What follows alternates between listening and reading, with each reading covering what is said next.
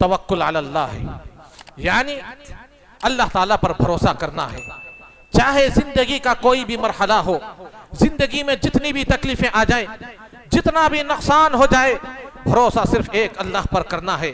لیکن آج جب کسی کو کوئی تکلیف پہنچتی ہے، کسی پر کوئی مصیبت آتی ہے یا رزق میں کمی محسوس ہوتی ہے، تو وہ اللہ کو چھوڑ کر غیر اللہ کے پاس دوڑتا ہے، قبر کے پجاریوں سے دعائیں کرواتا ہے، قبروں پر چادریں چڑھواتا ہے، نذر و نیاز کرتا ہے، تعویذ کنڈے اپنے گلوں میں لٹکاتے پھرتا ہے، اور اتنا ہی نہیں بلکہ اپنے گھروں اور دکانوں مکانوں میں تعویذ اور پلیتے لٹکاتا پھرتا ہے اور رب کے ساتھ شرک کرتا ہے۔ یاد رکھیں ایسے لوگوں کے بارے میں اللہ تعالیٰ نے یہ اعلان کیا، وَمَن يُشْرِكْ بِاللَّهِ فَقَدْ حَرَّمَ اللَّهُ عَلَيْهِ الْجَنَّةَ وَمَأْوَاهُ النَّارُ، کہ لوگوں یاد رکھو جو میرے ساتھ شرک کرے گا میں اس پر اپنی جنت کو حرام کر دوں گا۔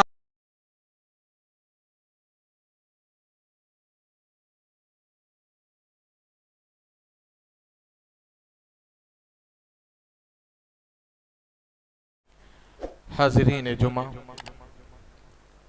بزرگان دین، نوجوانان ملت، پردہ نشین خواتین اور عزیز بچوں، آج کے اس خطبہ جمعہ میں نے جس موضوع کا انتخاب کیا ہے وہ موضوع ہے اللہ تبارک و تعالیٰ کن لوگوں سے محبت کرتا ہے۔ سب سے پہلے میں اللہ تبارک و تعالیٰ کی حمد گو ہوں کہ تمام قسم کی حمد و ثنا، تعریف و توصیف، بڑائی کبریائی اس اللہ رب العالمین کے لیے لائق و زیبا ہے، جس نے اس ساری کائنات کو پیدا کیا اور اس کائنات کے اندر ہر قسم کی مخلوقات کو بسایا، اور ان تمام مخلوقات میں ہم انسانوں کو اشرف المخلوق بنایا۔ بعدہ درود و سلام ہو تمام انبیاء پر، خصوصاً آخری نبی جناب آقا محمد الرسول اللہ صلی اللہ علیہ وسلم پر۔ محترم حاضرین، کائنات کا ہر انسان، چاہے مرد ہو یا عورت ہو، بوڑھا ہو یا جوان ہو، ہر کوئی یہی چاہتا ہے کہ اسے دنیا میں عزت و تکریم ملے۔ کوئی اس کی زندگی میں ایسا شخص ہو جو اس سے محبت کرے، اس کے ساتھ حسن سلوک کرے۔ محبت یہ ایسا لفظ ہے جو ہر انسان کے دل میں ابھرتا ہے، اور محبت کئی طرح کی ہوتی ہے، جیسے والدین کی محبت اولاد کے لیے ہوتی ہے، شوہر کی محبت بیوی کے لیے ہوتی ہے، بھائیوں کی محبت اپنی بہنوں سے ہوتی ہے۔ الغرض محبت کی کئی اقسام ہیں، محبت کی کئی قسمیں ہیں، لیکن ان تمام قسموں میں سب سے اعلیٰ و افضل محبت محبت الہی ہے، اللہ تبارک و تعالیٰ کی محبت ہے۔ اگر کسی کو اللہ تعالیٰ کی محبت حاصل ہو جائے تو یہ دنیا کی تمام محبتیں اسے خود بخود حاصل ہو جاتی ہیں۔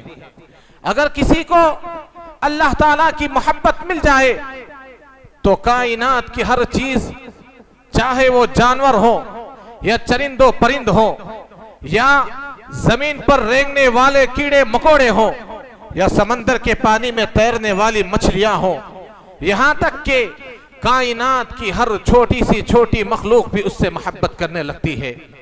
جیسا کہ امام کائنات، سرور کونین، تاجدار مدینہ، امام الانبیاء جناب آقا محمد الرسول اللہ صلی اللہ علیہ وسلم نے کہا، ان اللہ اذا احب عبدا دعا جبریل فقال انی احب فلانا فاحبه فيحبه جبریل ثم ينادي في السماء فيقول ان الله يحب فلانا فاحبه فيحبه اهل السماء ثم يوضع له القبول في الارض واذا ابغض عبدا دعا جبريل فقال اني ابغض فلانا أبغضه فيبغضه جبريل ثم ينادي في أهل السماء فيقول إن الله يبغض فلانا فأبغضوه فقال فيبغضونه ثم توضع له البغضاء في الأرض.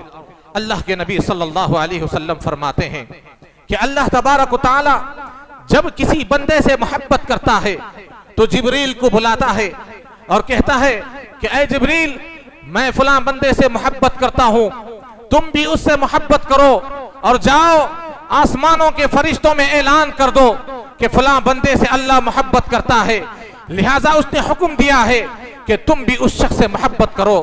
حضرت جبرائیل اعلان کرتے ہیں اور آسمانوں کے تمام فرشتے اس بندے سے محبت کرنے لگتے ہیں، یہاں تک کہ دنیا کی ہر مخلوق اور ہر انسان کے دل میں اس بندے کے تعلق سے محبت پیدا کر دی جاتی ہے۔ اور اسی طرح جب اللہ کسی بندے سے نفرت کرتا ہے تو جبریل کو بلاتا ہے اور کہتا ہے کہ اے جبریل فلاں بندے سے میں نفرت کرتا ہوں، تم بھی اس سے نفرت کرو اور جاؤ آسمان کے تمام فرشتوں میں اعلان کر دو کہ میں فلاں بندے سے نفرت کرتا ہوں، تم بھی اس سے نفرت کرو۔ لہٰذا حضرت جبرائیل جاتے ہیں آسمانوں کے فرشتوں میں اعلان کرتے ہیں کہ اے فرشتوں فلاں بندے سے اللہ نفرت کرتا ہے اور وہ حکم دیتا ہے کہ تم بھی اس سے نفرت کرو، لہٰذا آسمانوں کے تمام فرشتے اس سے نفرت کرتے ہیں۔ اتنا ہی نہیں بلکہ دنیا کے ہر انسان کے دل میں اس بندے کے تعلق سے نفرت پیدا کر دی جاتی ہے۔ محترم حاضرین، محبت الہی یہ وہ محبت ہے جس کے لیے حضرت ابراہیم علیہ السلام نے اپنے بیٹے کے گلے پر چھری چلائی ہے۔ محبت الہی وہ محبت ہے جس کے خاطر نبی کے جان نثار صحابہ نے اپنی گردنوں کو کٹا دیا۔ محبت الہی وہ محبت ہے جس کے لیے نبی کے جان نثار صحابہ نے دنیا کے تخت و تاج کو اپنے پیروں تلے رون دیا۔ یہی وجہ ہے کہ اللہ تبارک و تعالیٰ نے ان سے اپنی رضامندی کا اعلان کرتے ہوئے کہا رضی اللہ عنہم ورضوا عنہ، کہ میں ان سے راضی ہو گیا اور وہ مجھ سے راضی ہو گئے۔ محبت الہی یہ وہ محبت ہے جس کی خاطر اصحاب کہف کے نوجوانوں نے 309 سال تک ایک غار میں رہنا گوارا کیا مگر اپنے ایمان کا سودا نہ کیا۔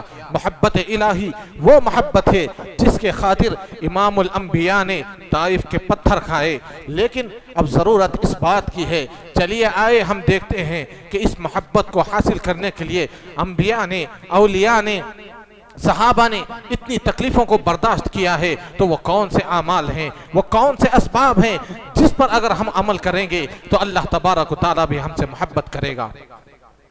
سب سے پہلا سبب احسان ہے۔ اللہ تعالیٰ نے کہا وَأَحْسِنُوا إِنَّ اللَّهَ يُحِبُّ الْمُحْسِنِينَ، لوگوں کے ساتھ احسان کرو اس لیے کہ احسان کرنے والوں سے اللہ محبت کرتا ہے۔ احسان یہ کئی طرح کا ہوتا ہے، اس کی 3 قسمیں ہوتی ہیں۔ پہلی قسم عبادت میں احسان۔ عبادت میں احسان کا کیا مطلب ہے؟ عبادت میں احسان کا مطلب یہ ہے کہ جب بندہ رب کی بارگاہ میں عبادت کرنے کے لیے کھڑا ہو تو وہ یہ سوچے کہ میں اللہ کو دیکھ رہا ہوں۔ اگر اسے یہ تصور نہیں آ سکتا تو یہ سوچے کہ اللہ تعالیٰ مجھ کو دیکھ رہا ہے، جیسے کہ حدیث جبرائیل میں آتا ہے کہ حضرت جبرائیل علیہ السلام نے اللہ کے رسول سے سوال کیا، اے اللہ کے رسول احسان کیا ہے؟ آپ نے کہا الاحسان ان تعبد اللہ کأنک تراہ فإن لم تکن تراہ فإنہ یراک۔ اللہ کے رسول فرماتے ہیں اے جبرائیل احسان یہ ہے کہ جب تم رب کی بارگاہ میں اس کی عبادت کرنے کے لیے کھڑے ہو جاؤ تو یہ تصور کرو کہ اللہ تم کو دیکھ رہا ہے۔ اگر تمہیں یہ تصور نہیں آ سکتا تو یہ سوچو کہ تم اللہ کو دیکھ رہے ہو۔ یہ عبادت میں احسان ہے۔ احسان کی دوسری قسم لوگوں کے ساتھ بھلائی کرنا، لوگوں کے ساتھ احسان کرنا۔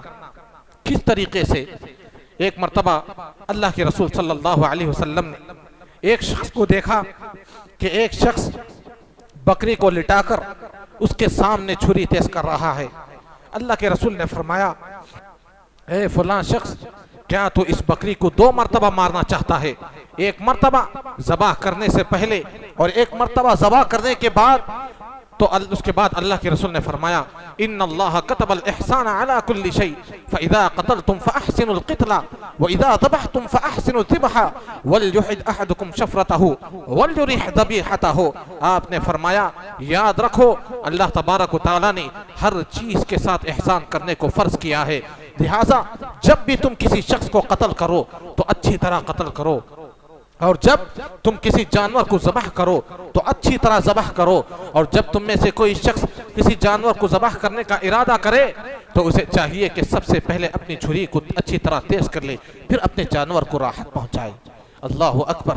دیکھیے جب جانور کے ساتھ اتنا اچھا سلوک ہے، جب جانور کے ساتھ اس طرح کا احسان کرنے کی شریعت اسلامیہ نے حکم دیا ہے تو انسانوں کے ساتھ احسان کرنے اور انسانوں کے ساتھ بھلائی کرنے کا شریعت اسلامیہ نے کس طرح حکم دیا ہوگا.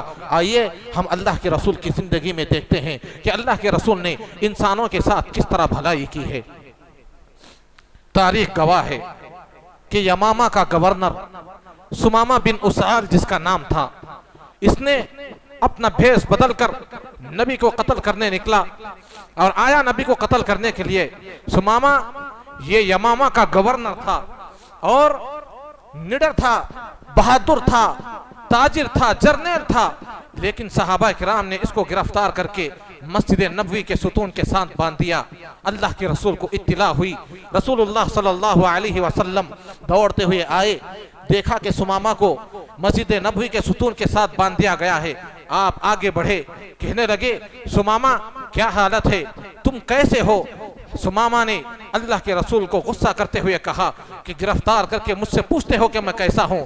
میں تم سے ڈرنے والا نہیں ہوں، تم جو چاہتے ہو کر لو، میں تم سے ڈرنے والا نہیں ہوں. اللہ کے رسول نے حضرت سمامہ بن اسال سے کہا کہ تمہیں کوئی تکلیف تو نہیں پہنچی؟ سمامہ نے کہا مجھے نہ تمہاری کوئی تکلیف کا خدشہ ہے اور نہ ہی تمہاری راحت کا کوئی خدشہ ہے، جاؤ تم جو چیز چاہتے ہو میرے ساتھ کر لو. ان تقتل تقتل ذات من وان تنعم تنعم على شاکرین وان كنت تريد المال فاسأل تعط منه ما شئت. اگر تم مال چاہتے ہو تو مجھ سے مال مانگ لو، لیکن اگر تم میری جان بخش دو گے تو میں زندگی بھر تمہارا احسان مند رہوں گا. اگر تم مجھے قتل کر دو گے، میرا خون کر دو گے، مجھے مار دو گے تو یاد رکھنا میرے خون کا بدلہ تم سے لیا جائے گا. میرے بھائیوں، اللہ کے رسول صلی اللہ علیہ وسلم اتنے سخت الفاظ سنتے ہیں لیکن اللہ کے رسول کو غصہ نہیں آتا. وہیں پر کھڑے ہوئے حضرت عمر فاروق رضی اللہ تعالی عنہ جب سمامہ بن اسال کے یہ الفاظ سنتے ہیں تو حضرت عمر فاروق کا چہرہ غصے سے سرخ ہوتا ہے، غصے سے لال ہوتا ہے، اور تلوار کے میان پر عمر فاروق کا ہاتھ تڑپنے لگتا ہے کہ یہ نبی کی شان میں گستاخی کر رہا ہے، نبی کا حکم ہو تو سمامہ کی گردن اڑا دوں. اتنا سننا تھا کہ اللہ کے رسول صلی اللہ علیہ وسلم مسکرائے اور سمامہ بن اسال سے کہا سمامہ تم جو چاہے کر لو، تمہیں جتنا غصہ ہے نکال لو، لیکن ایک مرتبہ اپنی نگاہوں کو اٹھاؤ اور میرے چہرے کی طرف دیکھ لو. سمامہ بن اسال نے کہا کہ تم مجھے گرفتار کر کے تمہارے چہرے کی طرف دیکھنے کی بات کرتے ہو، میں تمہارے چہرے کی طرف کیا دیکھوں؟ اگر دنیا میں کوئی بدصورت ہے تو وہ تم ہو، تمہارے سوا پوری کائنات میں کوئی بدصورت نہیں ہے. اللہ کے رسول صلی اللہ علیہ وسلم پھر مسکراتے ہیں اور سمامہ بن اسال سے کہتے ہیں سمامہ اگر میری طرف نہیں دیکھتے تو کم سے کم میری بستی کی طرف تو ایک مرتبہ اپنی نگاہ سے دیکھ لو. سمامہ بن اسال نے کہا میں نے روم و یونان اور مصر و ایران کی بستیاں دیکھی ہیں لیکن تمہاری بستی کائنات کی سب سے بدصورت بستی ہے. محترم حاضرین، نبی صلی اللہ علیہ وسلم کتنے اچھے اخلاق والے تھے. دیکھیے جب بے آسرا تھے، اللہ کے علاوہ کسی کا سہارا نہیں تھا، تب بھی اللہ کے رسول نے گالیاں کھائی، لوگوں کے پتھر کھائے، لیکن آج نبی مدینہ کے تاجدار ہیں، حکمران ہیں، اور اپنی مسجد میں کھڑے ہو کر سمامہ بن اسال کی گالیاں سن رہے ہیں لیکن چہرے پر کبھی غصہ نہیں لایا. اللہ کے رسول صلی اللہ علیہ وسلم چلے گئے. دوسرے دن آئے، سمامہ سے سوال کیا، سمامہ نے پھر وہی جواب دیا. تیسرے دن آئے، سمامہ سے پھر سوال کیا، سمامہ نے پھر وہی جواب دیا. اللہ کے رسول صلی اللہ علیہ وسلم مسکراتے ہوئے سمامہ بن اسال سے کہتے ہیں کہ اے سمامہ میں نے تمہیں رہا کر دیا ہے، میں نے تمہاری جان بخش دی ہے، میں نے تم پر احسان کیا ہے، جاؤ مدینہ سے چلے جاؤ۔ پھر اپنے صحابہ کی طرف دیکھ کر اللہ کے رسول فرماتے ہیں اے میرے صحابہ، سمامہ بن اسال یمامہ کا گورنر ہے، بڑا عزت دار آدمی ہے، عزت سے لے جاؤ اور مدینہ کی سرحدوں سے اس کو رخصت کر کے آؤ۔ صحابہ کرام رضوان اللہ تعالی علیہم اجمعین سمامہ بن اسال کو لے جاتے ہیں اور مدینہ سے رخصت کر دیتے ہیں۔ حضرت سمامہ اپنے بارے میں کہتے ہیں کہ جب مجھے صحابہ کرام نے مدینہ سے رخصت کیا تو میں جاتے ہوئے میرے دل میں یہ خیال آیا کہ میں نے دنیا کے بڑے بڑے حکمرانوں کو دیکھا ہے، بڑے بڑے عہدیداروں کو دیکھا ہے، بڑے بڑے کمانڈروں کو دیکھا ہے، لیکن اتنا بہادر، اتنا حوصلے مند کسی شخص کو نہیں دیکھا۔ ایک مرتبہ اس کے چہرے کو دیکھ لوں کہ وہ کیسا ہے۔ حضرت سمامہ کہتے ہیں کہ میں جاتے ہوئے پلٹ کر ایک مرتبہ نبی کے چہرے پر اپنی نگاہ اٹھا کر دیکھا تو جس طرح میں گیا تھا اس سے تیزی سے دوڑتے ہوئے نبی کے پاس آیا۔ اس وقت اللہ کے نبی اپنے صحابہ کے ساتھ کھلے آسمان کے نیچے ننگی زمین پر بیٹھے ہوئے تھے۔ میں صحابہ کے سامنے گیا، نبی کی نگاہ مجھ پر پڑی۔ نبی نے کہا سمامہ کیا بات ہے، میں نے تو تجھے رہا کر دیا تھا، تجھے چھوڑ دیا تھا، تم واپس کیوں آئے ہو؟ حضرت سمامہ بن اسال کہتے ہیں میں آپ نے مجھ پر احسان کیا، میری جان بخش دی، یہ آپ کا احسان ہے، لیکن میں نے آپ کا چہرہ دیکھ لیا ہے اور زندگی بھر آپ کا غلام بن کر رہنا چاہتا ہوں۔ پھر حضرت سمامہ بن اسال غسل کر کے نبی کے ہاتھ پر اسلام کو قبول کرتے ہیں۔ یہ لوگوں کے ساتھ احسان ہے، لوگوں کے ساتھ بھلائی ہے۔ اسی طرح احسان کی تیسری قسم وہ ہے تفضل و احسان۔ کیا مطلب ہے؟ مطلب یہ ہے کہ اگر آپ کے پاس کوئی مزدور ہے، آپ کے پاس مزدوری کر رہا ہے اور آپ نے اس کی تنخواہ متعین کر دی ہے کہ فلان اس دن میں اتنا کام کرے گا تو تجھے اتنے پیسے ملیں گے، اتنے پیسے دے دوں گا، یہ اس کا واجبی حق ہے۔ کام پورا ہونے کے بعد جو مزدوری آپ مزدور کو دیتے ہیں یہ اس کا واجبی حق ہے۔ اگر اس مزدوری کے علاوہ اگر آپ نے اور مزید پیسے اس کو بڑھا کر دے دیے تو یہ تفضل و احسان ہے، یہ اس مزدور کے ساتھ احسان ہے۔ جیسا کہ اللہ کے رسول صلی اللہ علیہ وسلم نے ایک یہودی کے پاس ایک اونٹ قرضے میں لیا تھا، جب وہ یہودی واپس اپنا اونٹ مانگنے لگا تو اللہ کے رسول صلی اللہ علیہ وسلم نے اس اونٹ کے بدلے میں اس یہودی کے اونٹ کے بدلے میں اس سے زیادہ قیمت والا اونٹ عطا کیا، اور اس وقت آپ نے کہا ان من خیارکم احسنکم قضاء، تم میں کا سب سے بہترین شخص وہ ہے جو اچھی طرح قرض ادا کرتا ہے۔ یہ لوگوں کے ساتھ بھلائی ہے، یہ لوگوں کے ساتھ تفضل و احسان ہے۔ یہی وجہ ہے کہ جو شخص لوگوں کے ساتھ بھلائی کرتا ہے، جانوروں کے ساتھ احسان کرتا ہے، اللہ تبارک و تعالیٰ ایسے لوگوں سے محبت کرتا ہے۔ اللہ نے کہا ان اللہ یحب المحسنین، تم لوگوں کے ساتھ بھلائی کرو، احسان کرو، میں تم سے محبت کروں گا۔ اسی طرح محبت الہی کا دوسرا سبب توکل علی اللہ ہے، یعنی اللہ تعالیٰ پر بھروسہ کرنا ہے۔ چاہے زندگی کا کوئی بھی مرحلہ ہو، زندگی میں جتنی بھی تکلیفیں آ جائیں، جتنا بھی نقصان ہو جائے، بھروسہ صرف ایک اللہ پر کرنا ہے۔ لیکن آج جب کسی کو کوئی تکلیف پہنچتی ہے، کسی پر کوئی مصیبت آتی ہے یا رزق میں کمی محسوس ہوتی ہے تو وہ اللہ کو چھوڑ کر غیر اللہ کے پاس دوڑتا ہے، قبر کے پجاریوں سے دعائیں کرواتا ہے، قبروں پر چادریں چڑھواتا ہے، نذر و نیاز کرتا ہے، تعویذ کنڈے اپنے گلوں میں لٹکاتے پھرتا ہے، اور اتنا ہی نہیں بلکہ اپنے گھروں اور دکانوں مکانوں میں تعویذ اور پلیتے لٹکاتا پھرتا ہے اور رب کے ساتھ شرک کرتا ہے۔ یاد رکھیں ایسے لوگوں کے بارے میں اللہ تعالیٰ نے یہ اعلان کیا وَمَن يُشْرِكْ بِاللَّهِ فَقَدْ حَرَّمَ اللَّهُ عَلَيْهِ الْجَنَّةَ وَمَأْوَاهُ النَّارُ، کہ لوگوں یاد رکھو جو میرے ساتھ شرک کرے گا میں اس پر اپنی جنت کو حرام کر دوں گا اور اس کا ٹھکانہ جہنم ہے۔ اے رزق کے متلاشیوں، اے حلال و حرام میں تمیز نہ کرنے والوں، اے دوسروں کی جائیداد کو ہڑپنے والوں اور ناحق کسی کا مال کھانے والوں، اگر تم رزق کی تلاش میں ہو تو اللہ تبارک و تعالیٰ پر بھروسہ کر کے دیکھو، وہ تم کو بھی ویسے ہی رزق دے گا جیسے بھوکے پرندوں کو رزق کرتا ہے۔ ایک بھوکا پرندہ صبح سویرے اپنے گھونسلے سے نکلتا ہے، رزق کی تلاش میں نکلتا ہے، نہ اس کے پاس کوئی کمائی کا ذریعہ ہے اور نہ ہی اس کے پاس کوئی عقل ہے کہ وہ کسی طرح کما سکے، لیکن اس کا صرف اللہ پر بھروسہ ہوتا ہے، بھوکا اپنے گھونسلے سے صبح سویرے نکلتا ہے، لیکن جب رات اپنے گھونسلے پر آتا ہے تو اس کا پیٹ بھرا ہوتا ہے۔ حضرت عمر بن خطاب رضی اللہ تعالیٰ عنہ کہتے ہیں، اللہ کے رسول نے فرمایا لو انکم تتوکلون علی اللہ حق توکلی لرزقتم کما یرزق الطیر تغدو خماسا وتروح بطانا۔ حضرت عمر بن خطاب کہتے ہیں کہ اللہ کے رسول نے فرمایا کہ اگر تم اللہ تعالیٰ پر بھروسہ کرو گے، اللہ تعالیٰ پر توکل کرو گے تو وہ تمہیں بھی ایسا ہی رزق دے گا جیسے بھوکے پرندوں کو رزق دیتا ہے، کہ ایک پرندہ بھوکا اپنے گھونسلے سے نکلتا ہے لیکن جب رات کو اپنے گھونسلے پر آتا ہے، اللہ کے رسول کہتے ہیں کہ اس وقت اللہ تعالیٰ اس کا پیٹ بھر کے بھیجتا ہے۔ یہ کیوں؟ صرف اللہ تعالیٰ پر توکل ہونے کی وجہ سے۔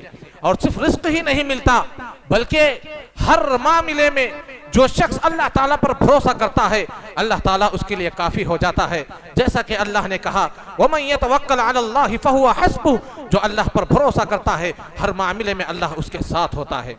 اور یہی نہیں بلکہ جو اللہ پر بھروسہ کرتا ہے ایسے لوگوں سے اللہ تعالیٰ محبت بھی کرتا ہے۔ اللہ نے کہا ان اللہ یحب المتوکلین، لوگوں اللہ پر توکل کرو، اس لیے کہ توکل کرنے والوں سے اللہ تعالیٰ محبت کرتا ہے۔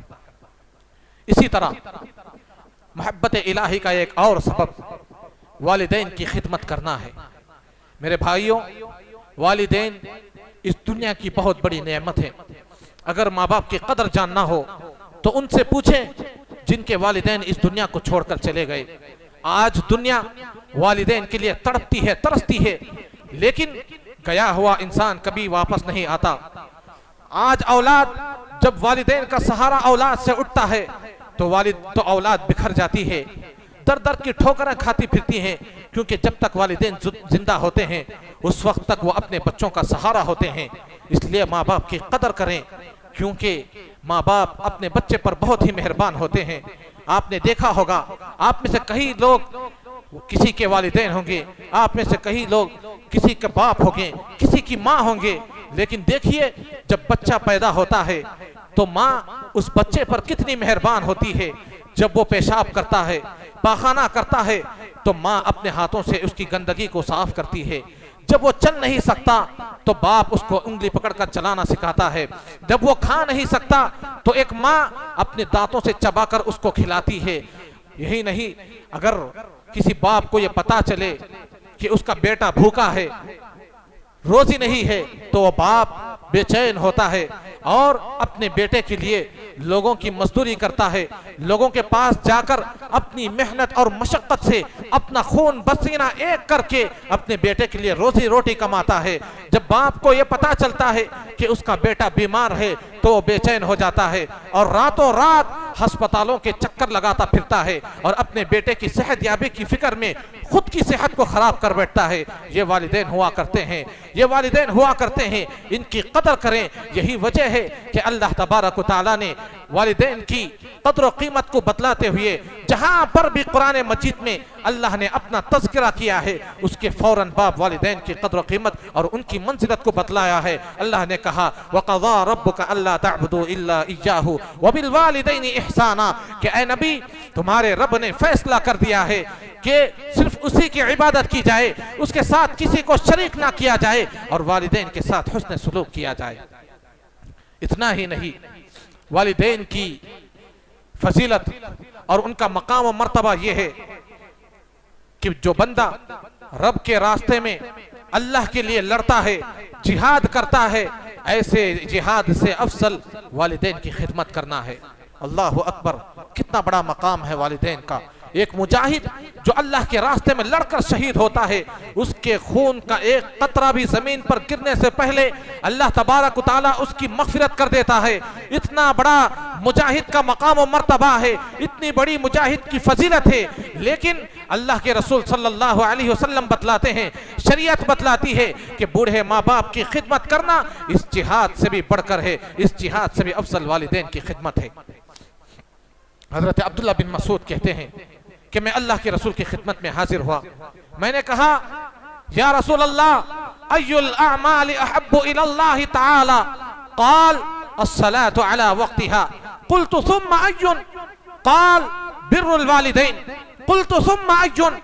قال الجہاد فی سبیل اللہ۔ عبداللہ بن مسعود رضی اللہ تعالیٰ عنہ کہتے ہیں میں نبی کی خدمت میں حاضر ہوا، میں نے کہا اے اللہ کے رسول مجھے وہ اعمال بتلائیں جن پر عمل کر کے میں اللہ کی محبت حاصل کر سکوں، وہ کون سے اعمال ہیں جس پر اگر میں عمل کروں گا تو اللہ تعالیٰ مجھ سے محبت کرنے لگے گا؟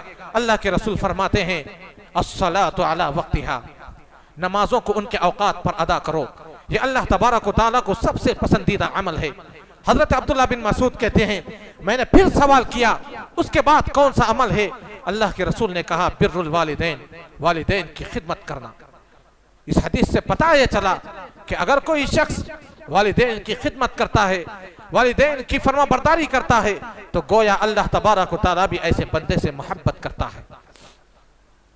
اور اسی طرح محبت الہی کو حاصل کرنے والے اسباب میں سے ایک سبب تقوی ہے۔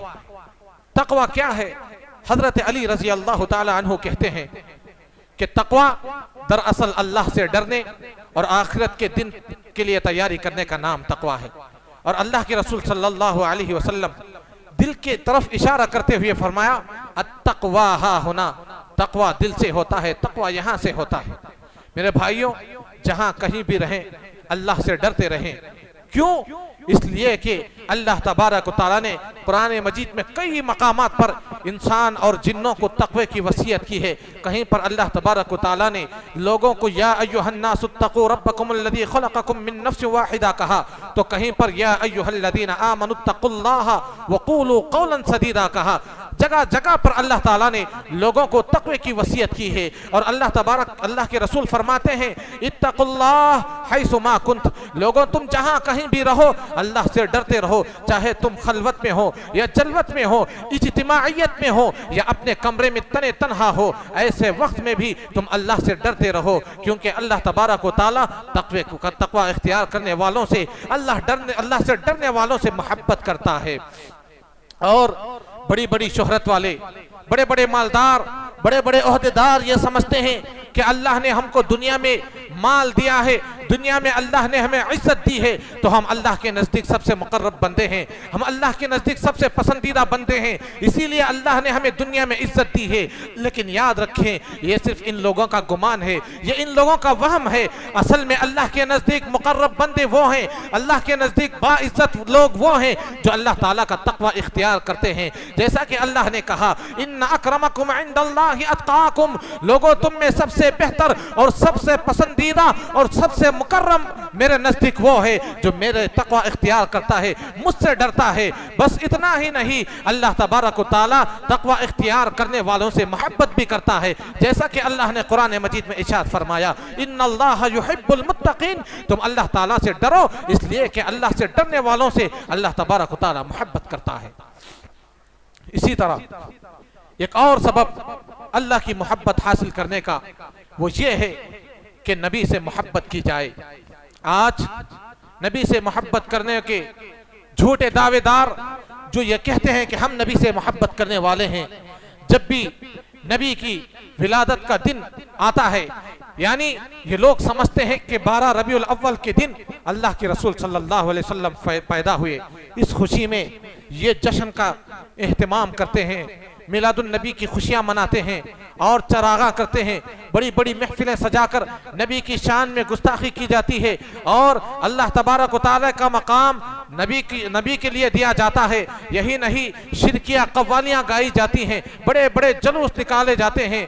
بس یہ نام کے جھوٹے اور نام کے دعوے دار ہیں، یہ صرف دعویٰ کرنے والے ہیں۔ اصل میں محبت رسول کیا ہے؟ اصل میں محبت کس کو کہتے ہیں؟ اللہ کے رسول صلی اللہ علیہ وسلم فرماتے ہیں من احب سنتی فقد احبنی ومن احبنی کان معی فی الجنہ، مجھ سے محبت کرنے کا اصل مقصد یہ ہے، مجھ سے محبت اس طرح کی جاتی ہے کہ جو شخص میری سنتوں پر عمل کرتا ہے، میرے بتلائے ہوئے طریقے پر چلتا ہے، گویا وہ شخص مجھ سے محبت کرتا ہے۔ اور جو مجھ سے محبت کرتا ہے کل قیامت کے دن وہ میرے ساتھ جنت میں ہوگا۔ حضرات پتہ یہ چلا کہ اللہ کے رسول سے محبت کرنے کا اصل طریقہ یہ ہے کہ نبی کے بتلائے ہوئے طریقے پر چلا جائے، نبی کی اطاعت و فرما برداری کی جائے، نبی جن کاموں سے روک دے ان سے رکا جائے، اور جن پر عمل کرنے کو نبی کہے ان پر عمل کیا جائے، جیسا کہ اللہ نے قرآن مجید میں ارشاد فرمایا وَمَا آتَاكُمُ الرَّسُولُ فَخُذُوهُ وَمَا نَهَاكُمْ عَنْهُ فَانْتَهُوا، کہ جو اللہ کے رسول جو تمہیں دے دیں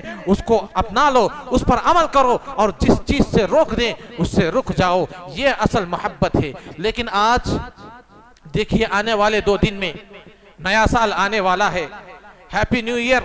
ہمارے نوجوان کالجوں میں پڑھنے والے، بڑی یونیورسٹیوں میں پڑھنے والے نئے سال کے موقع پر ایک دوسرے کو نئے سال کی مبارکباد پیش کرتے ہیں، ہیپی نیو ایئر کہتے ہیں۔ میرے بھائیوں یاد رکھیں یہ نبی سے محبت نہیں ہے، یہ ایسے لوگ صرف نبی سے محبت کا جھوٹا دعویٰ کرتے ہیں، کیونکہ یہ نبی کی سنتوں کے خلاف ہے۔ نئے سال کی مبارکباد پیش کرنا، ایک دوسرے کو نئے سال کی مبارکباد اور خوشخبری دینا، یہ یہودیوں کا عمل ہے، اور نبی نے یہودیوں سے نفرت کرنے کو بتلایا ہے۔ اللہ کے رسول صلی اللہ علیہ وسلم ہمیشہ یہودیوں کی مخالفت کرنے کا حکم دیتے ہیں، لیکن ہمارے نوجوان جو اپنے آپ کو محبت رسول کا دعوے دار بتلاتے ہیں، جب بھی ہیپی نیو ایئر یا نیا سال آتا ہے تو یہودیوں کے کلچر کو اپناتے ہوئے، یہودیوں کو طریقے کو اپناتے ہوئے اپنے دوستوں میں مبارکبادی پیش کرتے ہیں، نئے سال کی خوشخبری دیتے ہیں۔ یاد رکھیں یہ صرف دین میں بدعت ہے، اس کے علاوہ اور کچھ نہیں۔ ہونا تو یہ چاہیے کہ جب نیا سال آئے تو ہم بیٹھ کر اپنے نفس کا محاسبہ کرتے، ہم سوچتے کہ میری زندگی سے 1 سال نکل گیا، میری زندگی کا 1 سال نکل گیا، اس پورے 1 سال کے اندر میں نے کتنی رب کی نافرمانیاں کی ہے۔ ہم محاسبہ کرتے اپنے نفس کا کہ پورے سال میں نے کتنے اللہ کی عبادتیں کی ہیں اور کتنے نبی کی بتلائے ہوئے طریقہ پر